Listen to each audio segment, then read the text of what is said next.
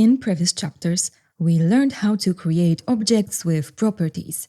In this lesson, we will explore how to use functions within objects in JavaScript.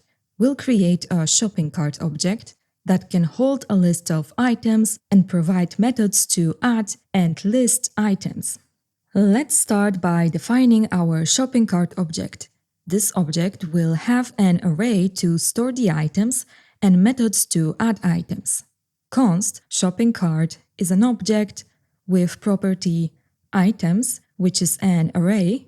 Add item will be a function with an item, and it will push this item to these items. In JavaScript, objects are a collection of key value pairs, where values can be of any type, including functions. When a function is associated with an object, it is called a method. In the addItem method, we use the this keyword to refer to the items array. The this keyword refers to the object that the method is a part of. So in this case, this items refers to the items array inside the shopping cart object. Now, we can call the addItem method like this: shopping cart addItem catnip, or shopping cart addItem canned food. Each time you call shopping cart addItem, the item is added to the items array within the shopping cart object.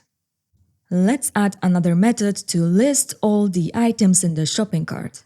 List items will be a function, and if this item's length is 0, let's console log your cart is empty, and then return.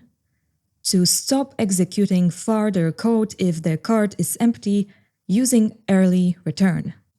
And if the shopping cart is not empty, let's console log your cart contains the following items.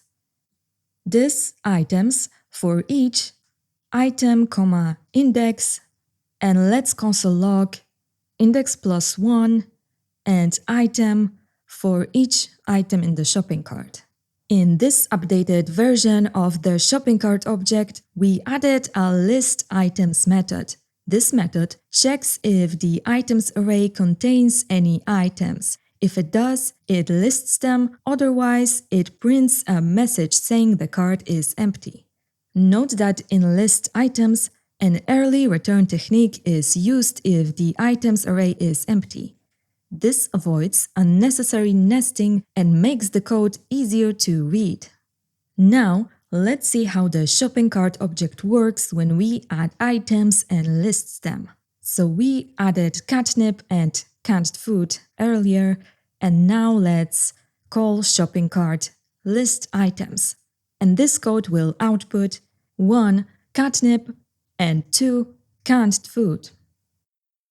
To sum up, by using methods, we can encapsulate the behavior related to our shopping cart within a single object, making our code more organized and easier to manage. The this keyword is essential for referencing the object's properties and methods from within the object.